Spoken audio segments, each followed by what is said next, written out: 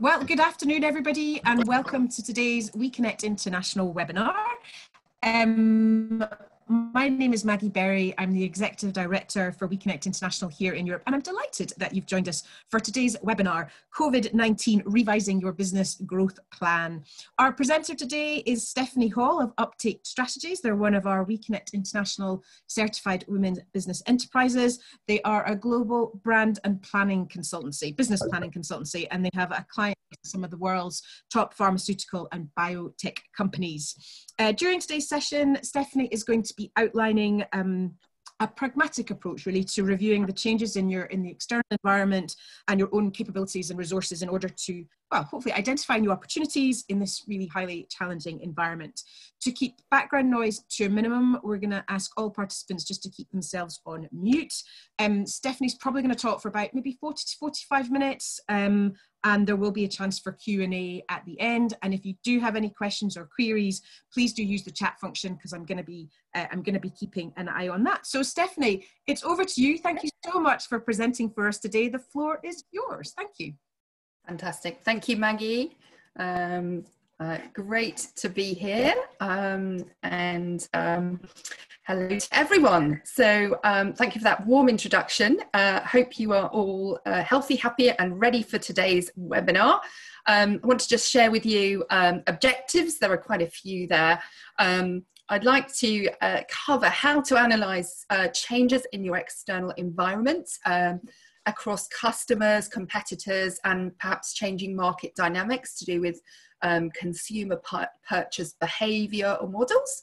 I'm going to talk a little bit about how to help assess your own internal capabilities and resources in order to be able to perhaps identify or activate new opportunities, and then how to map different scenarios and over what time with the current global pandemic, really causing some of the biggest change and turmoil we might have seen across healthcare, economies and society for about 100 years.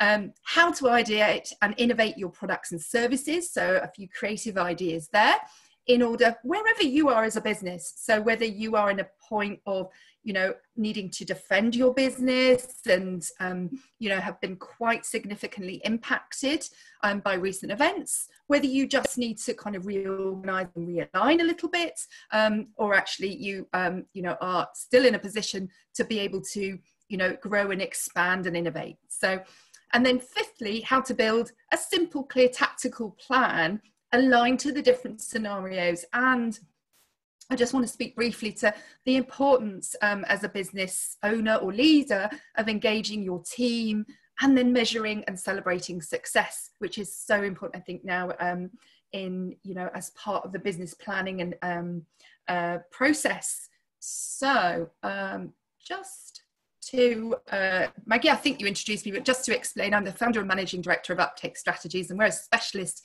business planning consultancy, and we work in in healthcare, pharmaceuticals, biotech companies. But I'll be talking not in detail about that by any means. But the content I have is based on project and consulting work that we do, and is absolutely applicable to to different companies and sectors and industries. And I guess one of the things I really love about business planning is what it does to unite a team.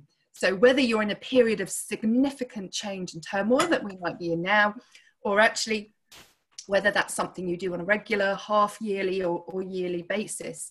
And I think, really investing some time in building a good business plan, with getting some common goals, spending some time thinking can then ignite ideas and, and potentially then spark some new ideas and also growth. And I've certainly had the opportunity with some of the programs and business networks I've been part of over the past few years to be able to do that for my own business.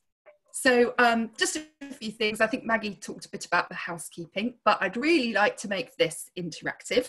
I'm going to go quite fast, but please do, if you want me to stop or slow down on a particular point, please do use the chat function. And if you want to stop me at any stage as well, do turn on your video and you can ask me a question, and I will pause every now and then to just pause for breath and allow you to do that. And please do go on mute. I think everyone is on mute, just, you know, to kind of save any feedback or background noise. And so just to start a little bit of the interaction, could you put in your chat box for me the particular industry that you work in, just so we can get a sense? I know we did we did something on where everyone is geographically. So if you can find your chat button and just, oh, someone says pharma and biotech is up your street. Okay, digital and brands, people development. Fantastic. Software, training and coaching. Lovely. Fizzy drinks. Okay, guys, thank you. A real mix of folks on today's webinar. All right. So what I'd like to do is sort of ask some questions through this session. So, you know, is your business being disrupted to a greater or lesser degree by the global COVID-19 pandemic? Yeah. And so it may sound fairly obvious, but to really just sit, and I would ask you to, you know, consider both in the short, medium and long term, you know, how actually your business specifically and more broadly the industry or sector that you're in is being impacted, and really to document and look at what that is and really think that through carefully. Also, a question would be, have you assessed systematically your external environment, customers and competitors, and the impact of COVID-19 on your business? And I'm going to share with you some tools to help you do that. But again, something that's really worth spending a bit of time on, looking at what is changing both in the short term, but also perhaps when you know, we hear lots of talk about the new normal. So what, as we move later into 2020 and then into 2021, will be happening from a global economy, from a kind of workplace and trading and business environment. And then have you ideated, which we just mean brainstormed, some potential new services, new channels, new opportunities that you might be uniquely positioned to deliver? So some questions to ask you, and please do, if anything I'm walking you through sparks an idea, please do take some notes for you, so that you've got perhaps some practical a list or some actions and things out of today's session. So I'm going to reference a lot of good material is out there, I know, across, being published by the big the management consultancies, and obviously being available to lots of businesses and business owners. So I guess this one, you know, wanted to just set the scene in terms of, so what does COVID-19 have? And there are lots of, you know, both from a government perspective and the large consultancies are trying to model what may happen to the global economy. And really there seem to be two views emerging. One is a kind of baseline, no recession, but a baseline scenario with a bit of recovery into 2021, and then the downside, which is a harsher recession and a recovery delayed. You know, just to perhaps have a think about from a scenario planning perspective at a macro level. And of course, that really does depend by whatever sector you're in as to the sort of scale of any decrease or in fact growth or change, depending on your industry and sector. So one of the things in terms of assessing the impact of COVID-19 on your business, we put together these sort of 10 questions to ask, you know, that may help you sort of characterize actually what that looks like. And I should say this much of this material will be available to you as a little follow-up PDF if after the webinar. So just some questions to help you assess that. Has the demand for your products or services changed? And if so, in what way? Has your client base shifted in terms of changes in purchasing or ordering patterns shifted? Have your revenues and profits increased, remained the same or decreased? So we've got, you know, both revenues and profits we're looking at there. Are you able to ensure continuity of supply? That's for both through your team who are delivering, but also suppliers, and at the right time and volume to meet changing demand. Has your team been able to continue to work remotely and are they all safe and healthy? That's one of the key recommendations for businesses, to secure that first. Certainly at our team, Uptake Strategies, the entire office team had to move overnight out, and now works 100% remotely, and are continuing to do that. Do you have enough IT hardware, software and support to operate effectively? We're certainly seeing it can be more difficult to order printers, computers, and to get them serviced and supported. So do you have that in place, just in case you have any problems? Has your distribution or delivery service been impacted? So in terms of who distributes your products, have you identified risks for future orders or business in the coming months? So just even in the short term, are you getting any contracts either cancelled or viewed? And then how are your competitors responding to COVID-19 as well? Okay, so 10 questions there, perhaps if you haven't already done, to really try and characterise where and how your business might be being impacted. So this session is about creating a business plan. So I just wanted to set an overview, some of the key elements. There are different ways of creating a business plan. Some people like to do a one-pager on a big poster. Some people like to create 50 PowerPoint slides. Some create a nice, Word document. So there are different styles and lengths. But I think what I wanted to just highlight is I'm going to talk first of all a bit about the situational analysis, so the external changing environment, and also how to assess the internal resources and capabilities you have. Then to document some key assumptions, potentially to do a SWOT and redo a SWOT that you might have done previously. And then if we look into the middle section there, to set or reset some measurable business objectives, to potentially review and revise your business strategy, so those strategic choices you make, and then the imperatives or critical success factors, and then to look at the tactics, the resources, and then further risks and uncertainties. So just in terms of an overall flow, and I'm going to touch on a few elements of these. So first of all, looking at that external environment situational analysis, I'm going to sort of walk you through a few models that certainly I find useful when just thinking about what is changing and what is the setup and structure of an environment, how it's changing. So this is, for those of you who know it, Porter's 5 forces. So looking at the competitive, essentially the competitive rivalry and situation within a particular market. You've got the 5 forces there in the circles. At the centre, you've got the rivalry amongst your existing competitors, if you have a very clear competitive set there, and you would characterise and assess the degree of competition internally. And then around the outside, you can see you've got the power of suppliers, the power of buyers, the threat of new entrants potentially taking and coming into your market, and then the threat of substitutes, people doing things differently.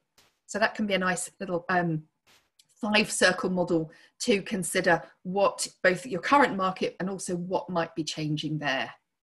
Okay, little bit around sort of just assessing your competitors, fairly sort of standard little table here, but you might want to consider your own brand or company, and then the next couple of direct competitors that you have, whether those are newly set up and competing with you, or have been existing, and really just a profile there on the left hand side. You can see, what are they currently saying, who are their customer segments, what's their price point, what are they doing from a promotional perspective, and if they have any other, you may want to put some other categories down there.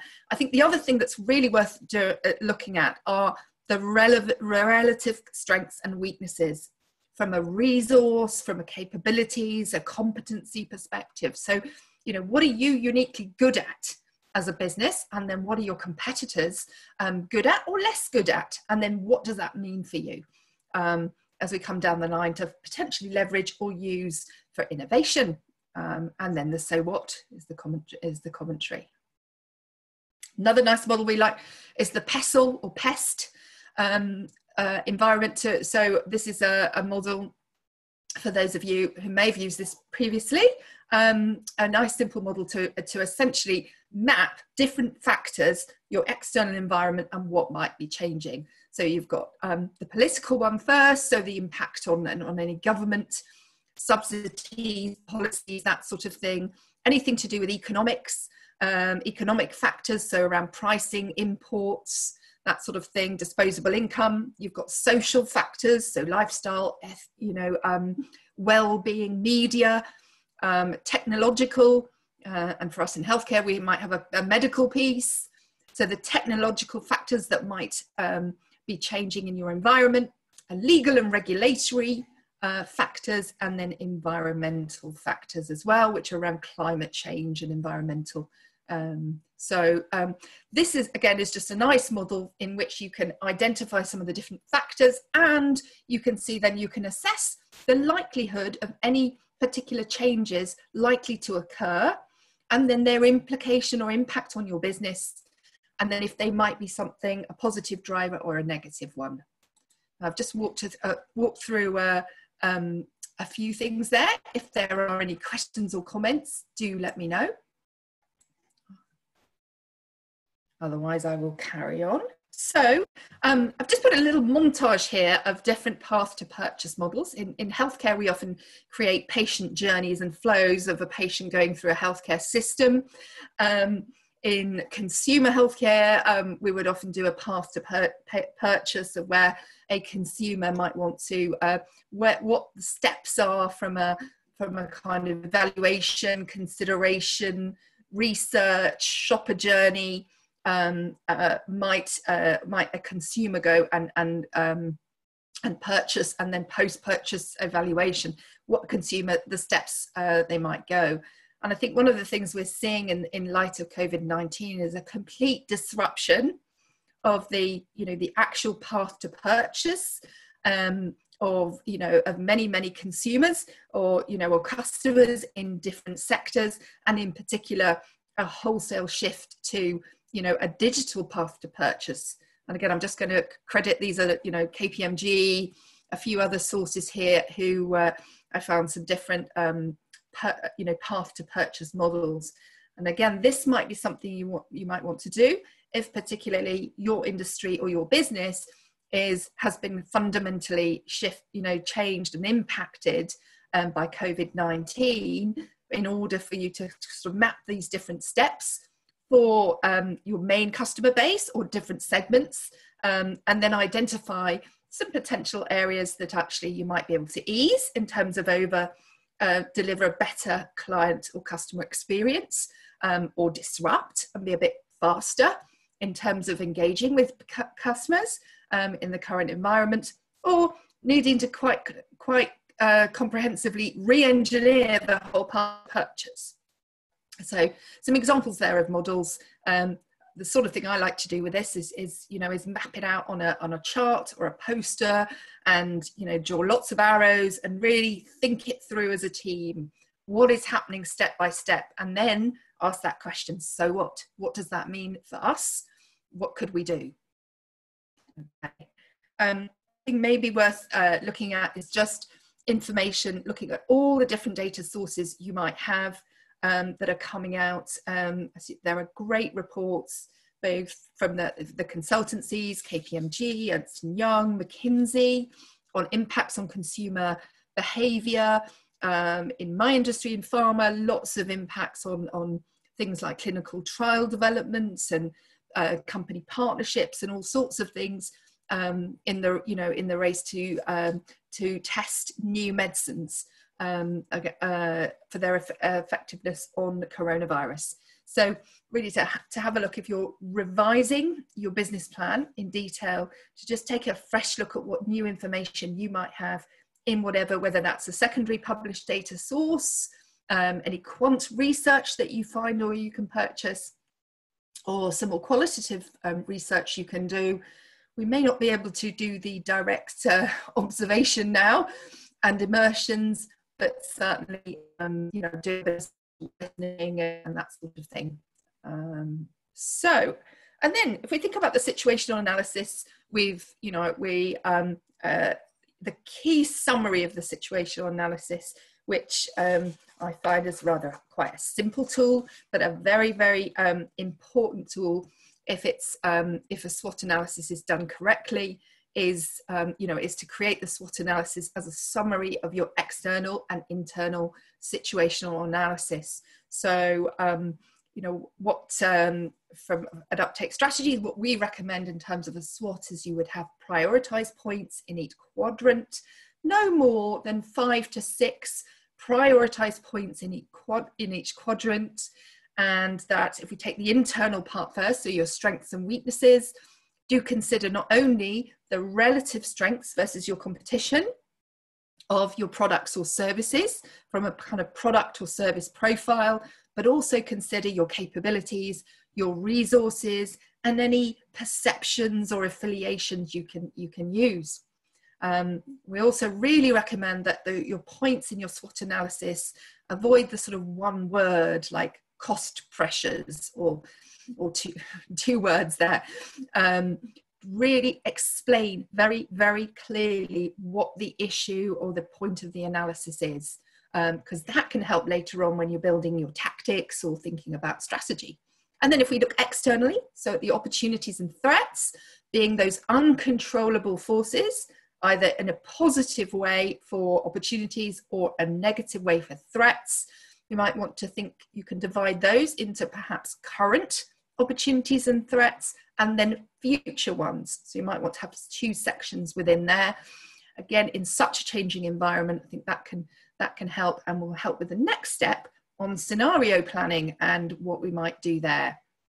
And then having completed your SWOT, I think this is a fantastic piece of analysis to discuss as a team, as a way of summarizing the analysis you may have done previously, and then to discuss and agree the prioritization. And then you can see at the bottom there, those key issues to address. So actually try and synthesize the 3, 4, or maximum 5 points across all of those 4 quadrants that you want to address in your business plan. And whether that's a business growth plan, or it's a defense plan, or a business continuity plan, whatever it is, highlight, just funnel down what are those 3, 4, or 5 issues that you want to address later on. So that probably moves us to the that first section then, in terms of mapping the external environment, assessing your internally. I'm now going to come on a little bit to revising your assumptions. So this is something sometimes when we're working on brand or business plans, that sometimes the assumptions that sit within the plan are not explicitly described. So what we would recommend is that you set all of your assumptions, both internal assumptions relating to your business, your resources, your team, and then your external assumptions as well. And you may have had those for 2019 or currently, and to describe those. But now what may be worth doing is looking at, for 2020, you're documenting those assumptions. So getting very, very clear and measurable and specific about them. And I just put some examples down here. So things to consider might be the size of your workforce that's available, things like holidays, use of contractors, making some assumptions around clients and purchases, any big contracts you have, as well as how you might do pricing and the mixes of services. So you've got a sort of set of assumptions that this is what we're working to internally, and then the same externally. So for the macro economy is a tough one to predict. There are lots of reports coming out, but for your particular industry, for your sector, what do you see in terms of, or assume for the next few months and even year, in terms of growth or decline or shift in patterns across? What might you see in terms of competitor activity, any kind of disruptive forces, new competition coming in, and then the mix of your clients or customers and their behavior. So we're seeing lots of changes in consumer purchase patterns and that sort of thing. Okay, so now I'd like to move on to a bit around scenario planning. So I think some of you had a few questions just around what's the best time horizon to do this at this point in time. And I think that may depend again, on the exact, business and industry you're in.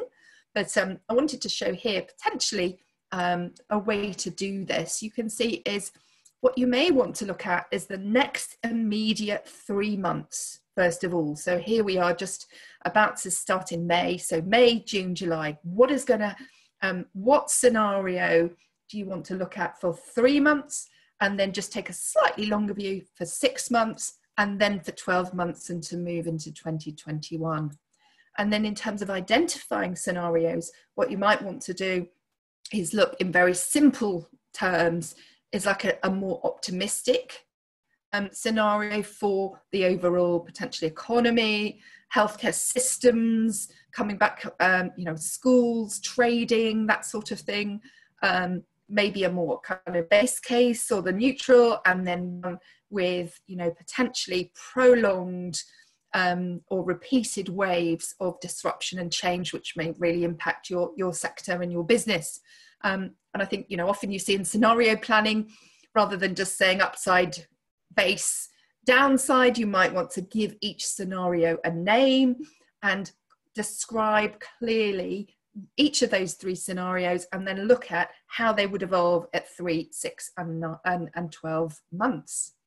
And again, just sometimes seeing that on a chart like this can really help you visualize what you believe with best judgment for your sector, for your business may happen, and then can help you in the next steps, which is to then set and flex your strategy and then your tactics in each scenario.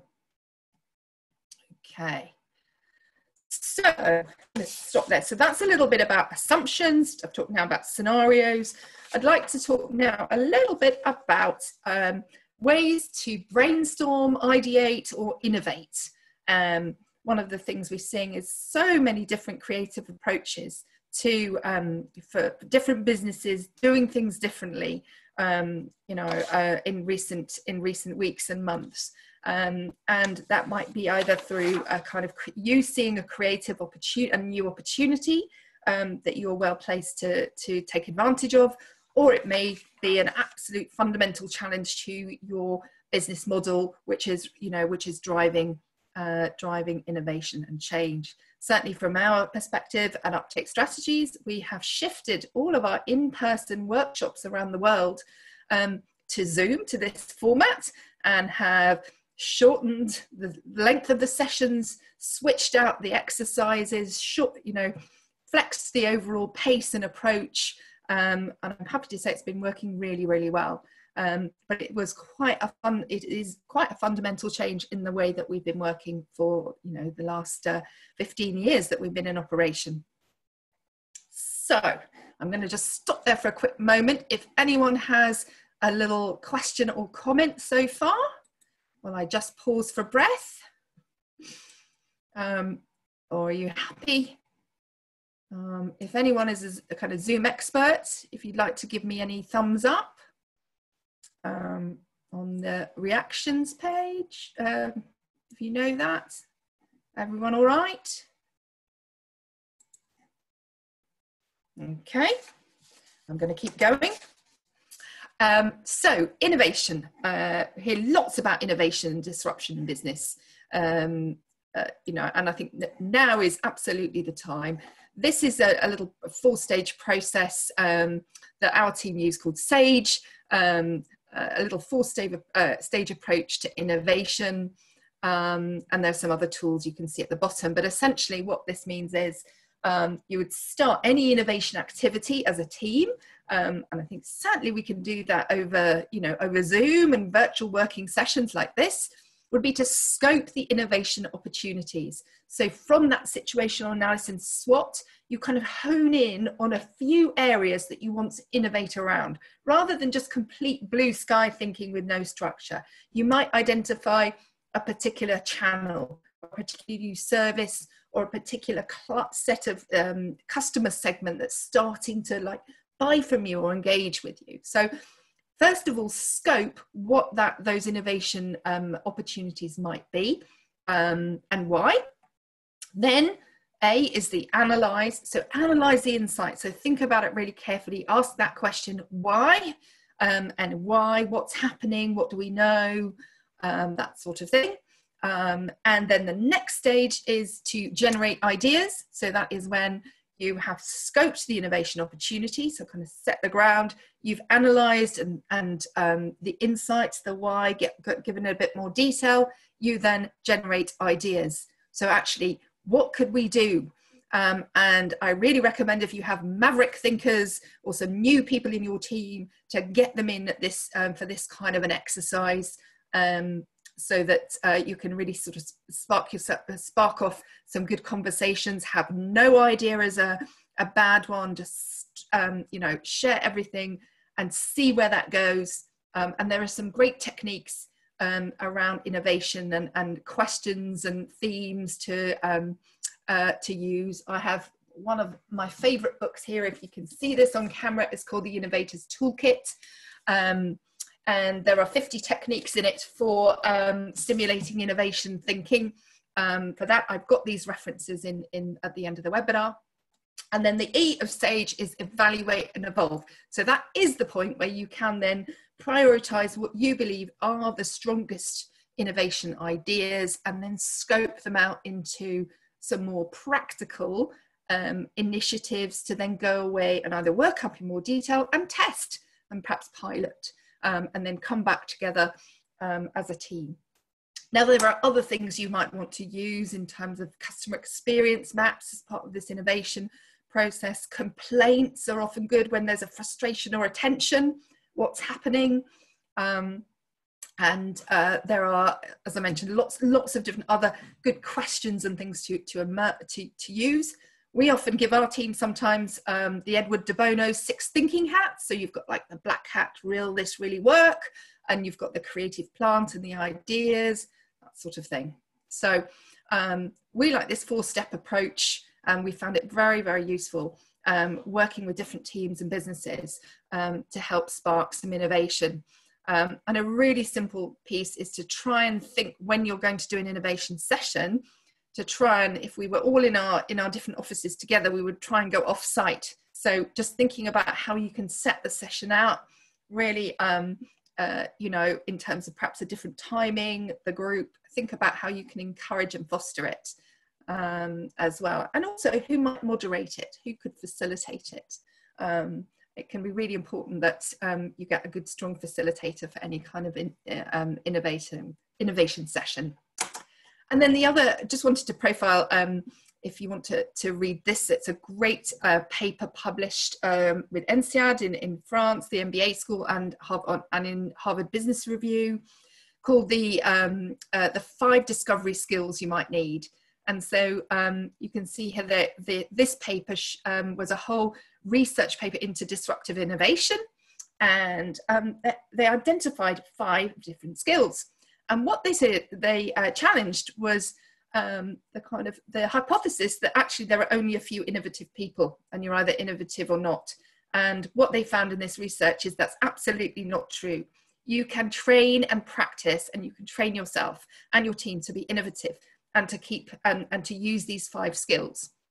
And the paper goes into a bit more detail about them and some of the most famous business entrepreneurs who are excellent at each one of them. But, you know, there are 5 skills there: associating, so making that kind of connections, kind of zip lining in your mind across different areas; observing, so really quietly listening or observing; experimenting, so just kind of going out and testing things; the questioning piece, so asking really, really thoughtful questions that will unlock potentially new ideas; and then the piece from a partners, customers, you know, business perspective, the whole networking and how you might find potential partners or use your networking to stimulate innovation. So 5 different skills there, and I highly recommend, if you haven't seen this paper, that you have a look at that as well, in terms of some inspiration, again, for honing your innovation skills. Okay, now moving a little bit into strategic options. So you might have come up with some innovative ideas. The other, through some, you know, your innovation working sessions. One of the things on a more classical strategy model you may have come across this, the modified Ansoff matrix, which essentially is a 9-box matrix and can help you if you need to consider different strategic options that you might want to take. And just to explain for those of you who might not have met this model before, on the left-hand side there, so the y-axis, you have customers, and on the x-axis, you have products or services.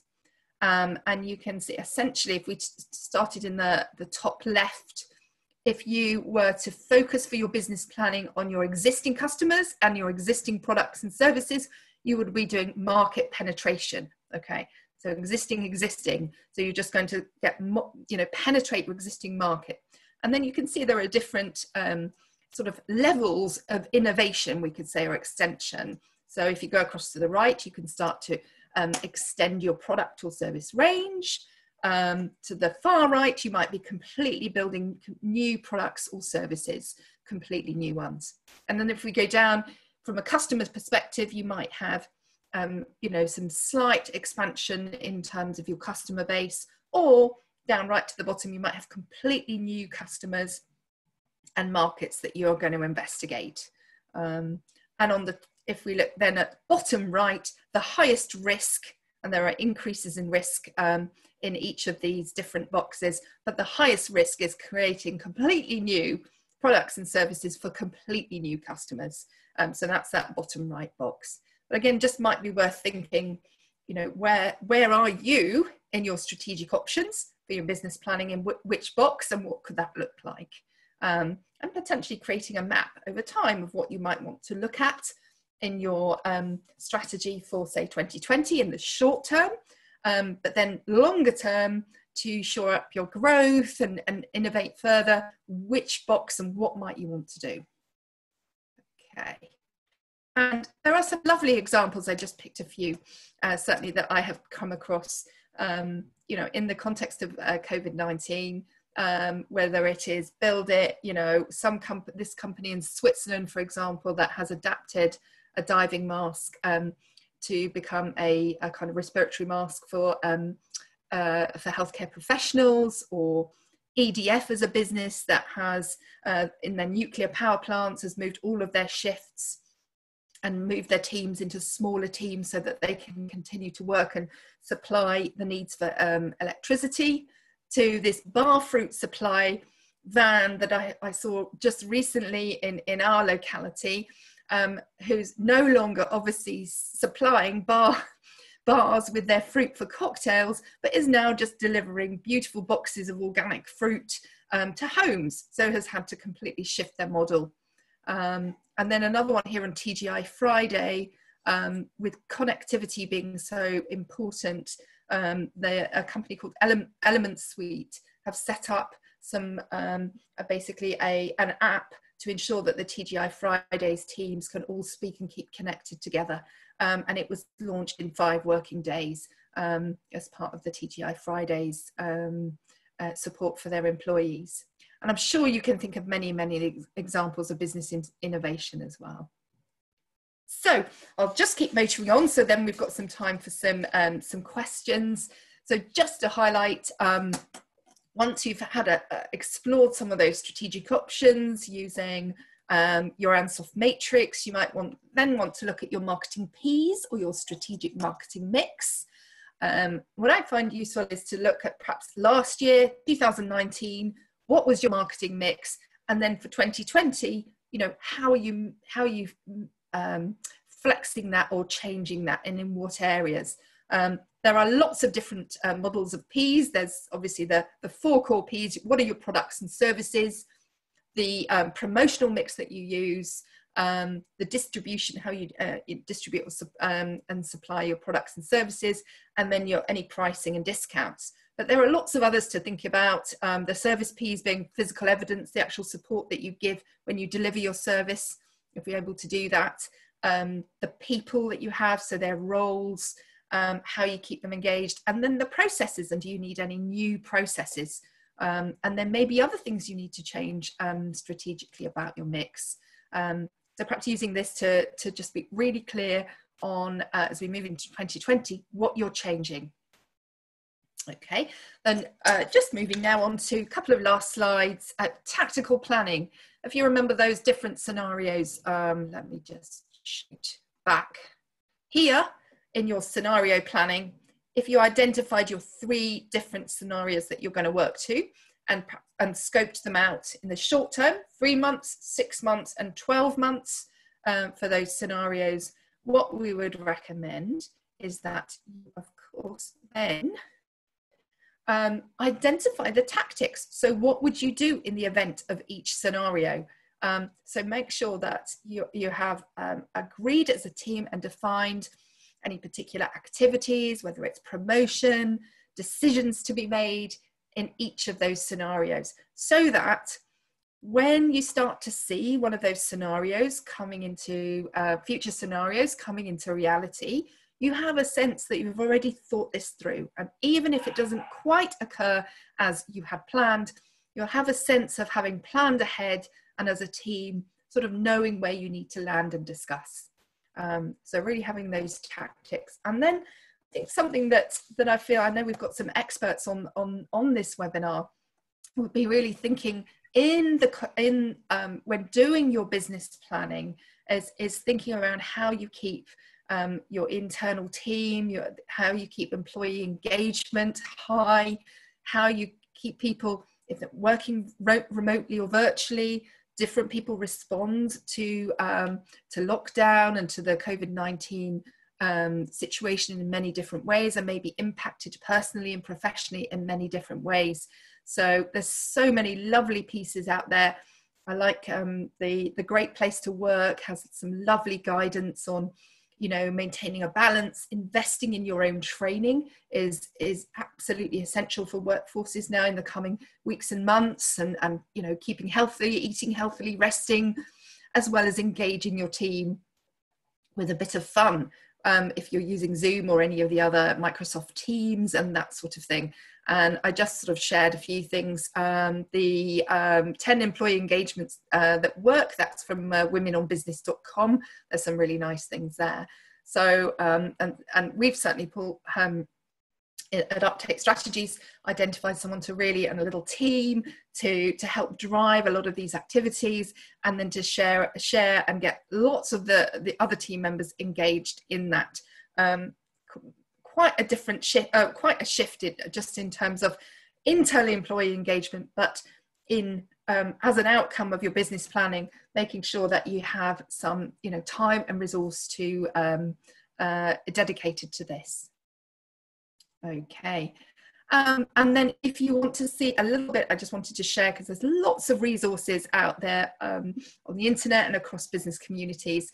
These are just some of the resources our team have put up, and you can follow us on LinkedIn if you would like to, around running virtual meetings. So best practices around a good meeting, driving engagement, good structure, and that sort of thing. So those are all on our website and on LinkedIn, if you'd like to see those. And I think what I'll do is sort of conclude this formal part with a little piece from McKinsey, who's been putting out some fantastic material just about how companies need to think and act across 5 horizons. So that sort of resolve in the immediate term, resilience, and look at cash management challenges and that sort of thing. So that short-term planning, the return and what that may look like, it's step by step, and then looking at that, what they call the next normal or new normal, and then coming back together as teams. And there's some great materials on the McKinsey website as well. Certainly Ernst & Young have a nice framework for business response with the 4 different quadrants there you can see on the Ernst & Young website. I've certainly been reading and reviewing some of these really good quality information that the big consultancies have been putting out.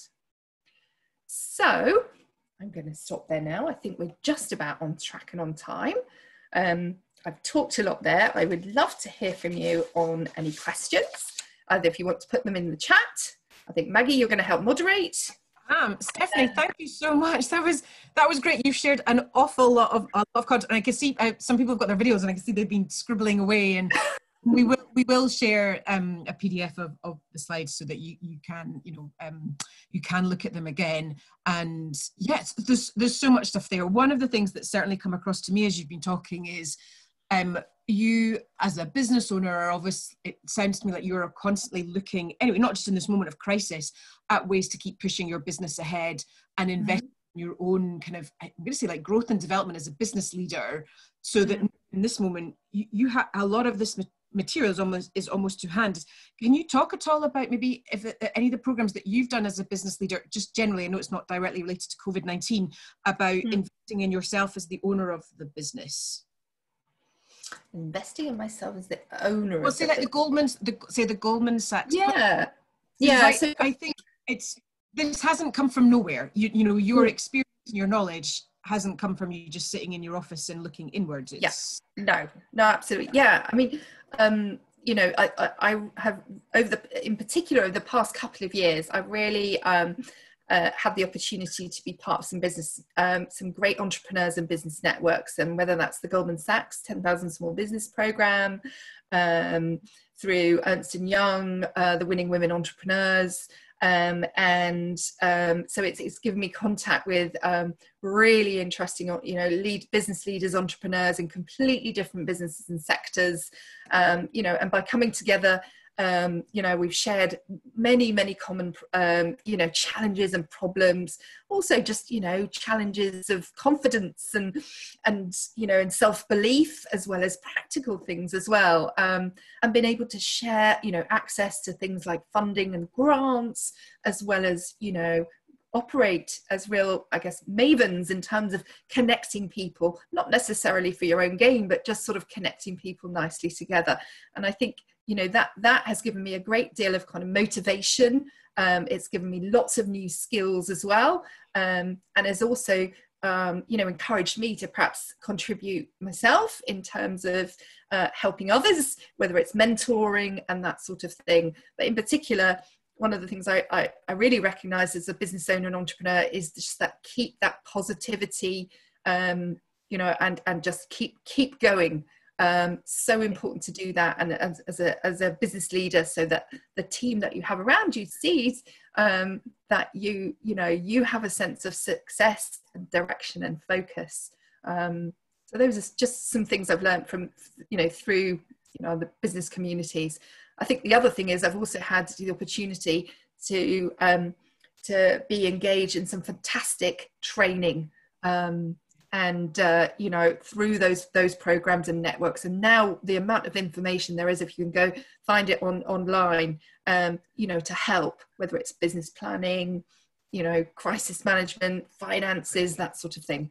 Yes, indeed. And there is a ton of stuff out there, and please, I know, yeah, one of the small things that we're doing is you know, each week we're sending out a resources email, you know, with all the different things that we've seen the week before, that we think would be helpful for our women-owned business line, that looks, you know, that looks relevant. And I mean, there is a lot out there. So but this has been great. So Salma's asking, do you think there would be any investment uncertainties following COVID-19, following the COVID-19 crisis? And if anybody else would like to ask a question, either please put it in the chat box, or let me know if you want to speak and I'll unmute you. I'm going to turn my video off. I'm being told again by my home Wi-Fi that my internet's unstable, so I'm going to turn my video off again. But no worries. Yes, definitely. Yeah, let me see if I can answer that. So Salma, I'm just not quite sure what you mean by investment uncertainties. Could you maybe either, if you can come off unmute yourself, or I can unmute you. Hold on. Maybe just let me know what do you mean by. I would certainly see there's going to be a lot of uncertainty moving forward, and caution in terms of people investing, whether it's in, you know, in properties, in businesses, you know, in the future. I think there's going to be a lot, but I just wondered what was the context. Is there anything more specific, if I can try and answer that? Sam, I've tried to unmute you, but it's not working. But please either put in the chat box or unmute yourself and let us know. Nope, I can't. Nope, can't do it. Okay. Well, Sam, if you've got another question that's... Yeah. Sorry. Salma, if you come back to us on that, we'll come back to this in a second. I've got another question, Stephanie, from Deirdre, who's saying, can you share any tips on holding a planning session online with team members who are now remote? So, because quite a lot of your insight was around engaging your team and getting their thoughts, but best ways about doing that. Any tips you the prep? I guess the prep work as a leader and the prep work that the team can do beforehand as well. Any advice? No, that's a great question. I mean, we're doing this constantly at the moment with our clients. We've shifted all our brand and business planning into the Zoom virtual setting. And I have to say, I've been really, really surprised at how well it has gone. So, working cross countries, cross functionally, and obviously with teams, in people in completely different locations. And what I can say is absolutely can work. And in fact, we are publishing quite regularly, if you look on our LinkedIn feed, all about how to run a planning session online. So do have a look at that. But there's some top tips I would say, just in highlights, would be to make your planning sessions. If you might do an away day and have like a business planning day, don't do a whole day now on Zoom. People just get too tired, but do shorter sessions of say 2 to 3 hours coming together, and like chunk up the plan or the sessions. So you might do one on, the analysis and the SWOT, then stop, come back again, and look at things like, mapping your paths to purchase and looking at what's changing in the assumptions, then do another on scenario planning. So kind of do little shorter modules coming together. It's important to have, if you can, someone on the team documenting and making sure everyone's inputting and moderating where possible, and that you kind of type live, and you've got a view over time of running those sessions. So I hope that gives you a bit of a sense of how to do it. But what I would say is absolutely you can do business planning virtually as a team, step by step. And if it's at all helpful in a small way, we did a session last week about using Zoom to learn online. It's one of the webinar recordings that's available on the website, and it shows all the different tools in Zoom for things like the whiteboard, annotations, all sorts of stuff that might be useful in, almost like having a board that everybody could put their... Nope, right. I think we might have lost you. We nearly lost you there, Maggie. Okay, hopefully it's going to hang out. So Salma's come back saying it's about the investment is more to do whether VCs will be more reluctant to invest in SMEs or startups. Mm-hmm. This is probably not my absolute area of expertise, I'm going to be honest, but I would say it would probably depend on what sector and what business you're in, and what your client base, products and services. If you're a tech business or not, probably is going to have more of or using tech more. They would be less reluctant, and also I would imagine investors will be looking in the coming. In retrospect, at how a business has performed during this particular period, that we're going through in 2020. So actually, how solid are you in the face of potential future situations like this? But I'm afraid I'm probably not the best expert around about VCs and investment. No, maybe, and I have to say it's not a massive area of focus for WEConnect, but have a look, maybe say Global Investor, some of the organizations that are specifically focused on ensuring that women-owned business, do have equal access to finance and investment. And I know there is a general concern in the industry that, some of the mechanisms that are being put in place to support businesses may well inadvertently negatively impact women-owned businesses. It's not a whole area of expertise for us. Okay, we've got another question from Arena, who we work with in the Netherlands. And Arena is saying, sadly she's had to lay, some people off and be innovative all at the same time, and it's challenging. And she's, have you got any tips to stay energetic? Yeah, that's a great question. I mean, with this, certainly if your business has been impacted significant, you may have had to furlough you know, some of your staff, or maybe even lay them off completely, depending on what, you know, industry you're in and how you've been impacted. And I think no business owner or leader wants to be in a position to do that, but sometimes we have to. I have to say, I've never been in the position I've had to do that, but I can imagine, and we can all probably, facing different challenges day in day. We may feel, and I sometimes feel, that I might have a lower energy and a less positive day, and then the next day, you know, a higher energy and more positive day. And I think we probably all, people react in different ways, but just from a mental well-being perspective, recognizing that this situation can take a real toll on us all, and therefore it's perhaps not realistic to say that we're always going to be positive and energetic every day, and just to kind of allow ourselves a bit of that time. From a networking perspective, what I would say is, if, you know, whether you've got friends and other businesses, this kind of network with people you can talk to, maybe share some of your challenges. I've just found that incredibly motivating as well, and have, you know, has given me the kind of drive and focus to both, you know, keep going, pick myself up if I've had a tougher time, and go again. So I'm not sure I have any kind of magic tips for that, but this kind of network and leveraging other friends, business, your business community can really help that.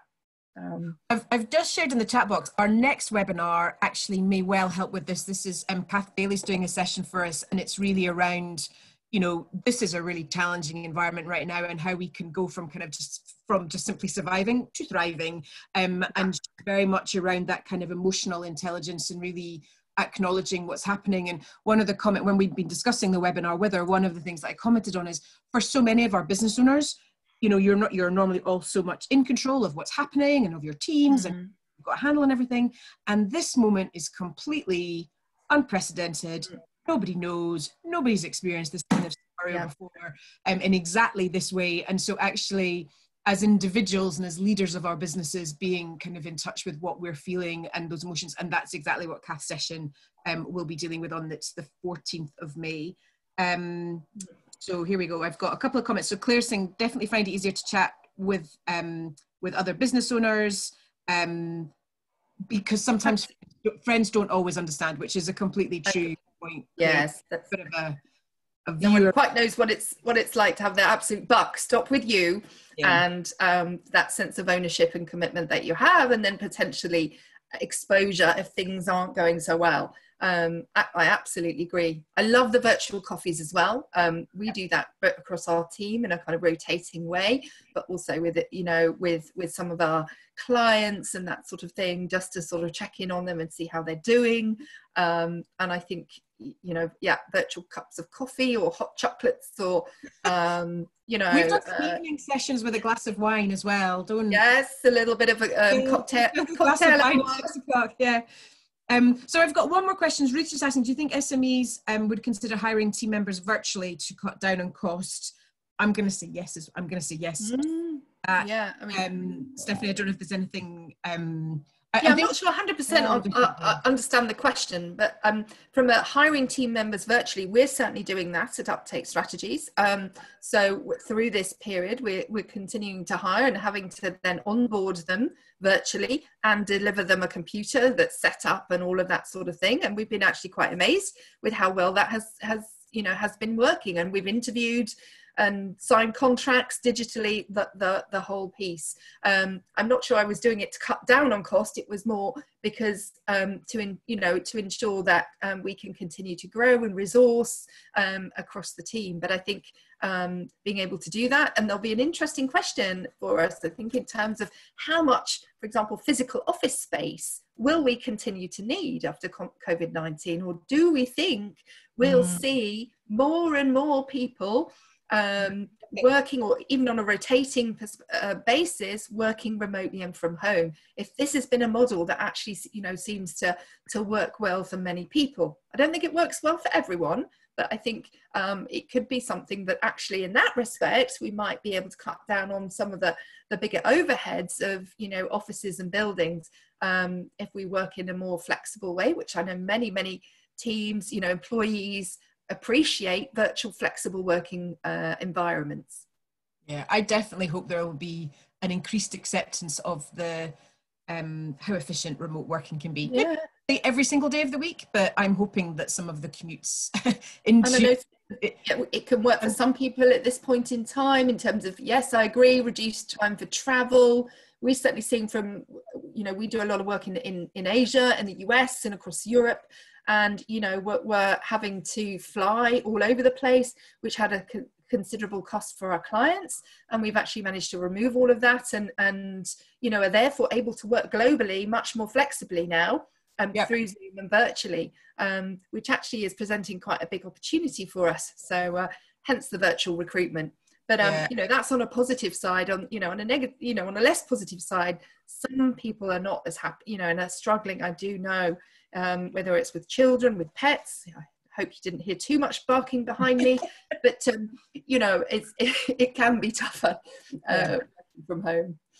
I definitely think there'll be a shift, and I'm sure there's going to be, you know, markedly less air travel as well. So I'm conscious time because we're just over the hour. There's I definitely, Ruth, just to follow up on the virtual employee. Yes, we definitely have examples of our women-owned businesses that are maybe located in the UK but have staff virtually working for them in different locations. I think that's, you know, feel free to get in touch if you'd like to find out more.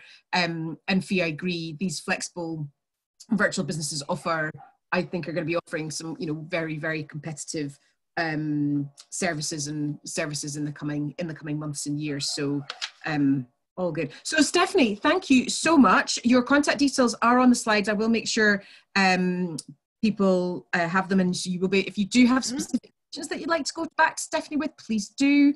And as I said, yeah, we will be sharing the slides. But Stephanie, thank you. This was great. You shared such just so many different areas of and practical advice, you know, that people can follow and have a look at and try and apply to your own businesses in this scenario, and actually on an ongoing basis, if we're completely honest. I mean, a lot of this is good practice anyway for businesses to be continually trying to be ahead of the curve as much as possible, which is what a lot of the big corporations we work with, that's what they're looking for from our, you know, from our smaller, more innovative, nimble suppliers, you know, that you are, you know, coming up with new ideas and new service offerings that they can take advantage of because they can't create them themselves. Anyway, Stephanie, thank you so much. Thank you to all of you for dialing in and for participating. It's brilliant to see you, and great to see some of you. People are waving. I'm waving. I haven't put my camera back on. I'm waving back. Hi everyone. Thank you so much. And do stay in touch if you want to drop me a note on email or LinkedIn. Please do. Please do. Thank you very much. And keep safe, everybody.